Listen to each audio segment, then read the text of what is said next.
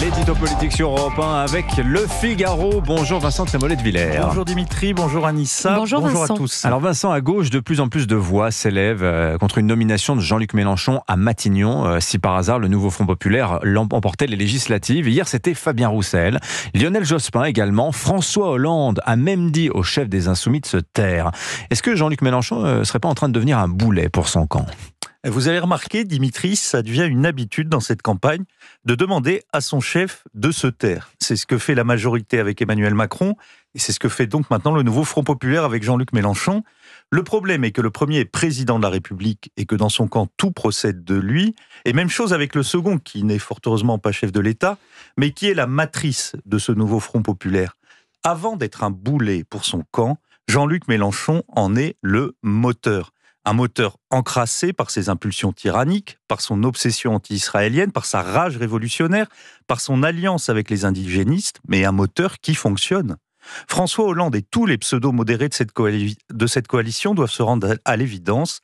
C'est ce moteur très polluant qui a permis à la NUPES de démarrer et qui fait rouler le nouveau Front Populaire. C'est Jean-Luc Mélenchon qui décide des investitures, du programme et qui s'affiche selon ses termes comme prêt à gouverner. Si le NFP avait la majorité, que Dieu nous en préserve, Jean-Luc Mélenchon n'aurait qu'un véritable concurrent, François Ruffin, et on voit mal comment ce dernier parviendrait à s'imposer à l'autocrate de LFI. La vérité que doivent comprendre les électeurs, c'est qu'une voix pour un socialiste, un communiste, un écologiste, à la fin des comptes, c'est une voix pour Jean-Luc Mélenchon. Ceux qui disent le contraire sont des naïfs, des cyniques, des idiots utiles, ou les trois à la fois. Enfin, tous les sondages, Vincent, disent que même la gauche ne veut pas de Jean-Luc Mélenchon Premier ministre. Et c'est la malédiction de la gauche. Elle renaît grâce à Mélenchon, mais elle est repoussante à cause de Mélenchon. L'insoumis en chef, lui, s'accommode très bien de cette situation. En gros, il lui faut un socle de fidèles chauffé à blanc autour de 10%, et ensuite il agrège mécaniquement la gauche autour de lui en jouant sur ses réflexes viscéraux, et notamment la lutte contre le Rassemblement national.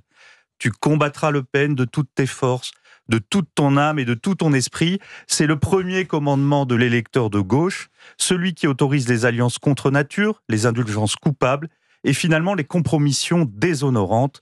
Pour cette gauche-là, l'impératif moral suprême, lutter contre le RN, autorise tout et même le pire. Mais même le pire, vous pensez à quoi, Vincent ?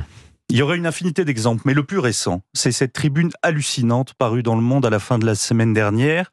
Ce texte signé de l'avocat Arié Halimi et du professeur d'histoire Vincent Lemire distingue, j'ouvre les guillemets, un antisémitisme contextuel et électoraliste instrumentalisé par certains membres de la France insoumise, je ferme les guillemets, un antisémitisme qui serait moins grave, je réouvre les guillemets, que l'antisémitisme fondateur historique et ontologique du Rassemblement national. En gros, c'est comme dans le sketch des Inconnus sur le bon et le mauvais chasseur. Selon nos consciences morales promues par le quotidien du soir, il y aurait le bon antisémite, celui d'extrême gauche, dont il faut s'accommoder pour gagner les élections et battre le mauvais antisémite, celui du RN. Ce texte délirant omet simplement de rappeler que la France insoumise a fait, selon la formule d'Alain Finkielkraut, le pari de l'antisémitisme, tandis que le RN version Marine Le Pen est désormais intraitable sur cette question de l'antisémitisme, au point que Serge Klarsfeld considère que le RN aujourd'hui est un parti qui soutient les juifs, ce sont les mots du chasseur de nazis. Sur ce sujet de l'antisémitisme, les figures du nouveau Front Populaire demandent aussi à Mélenchon et à ses amis de se taire, mais c'est trop tard, ils ont tellement parlé que tout le monde a compris ce qu'ils pensent. L'édito politique sur Europe 1. Merci Vincent Trémollet de Villers.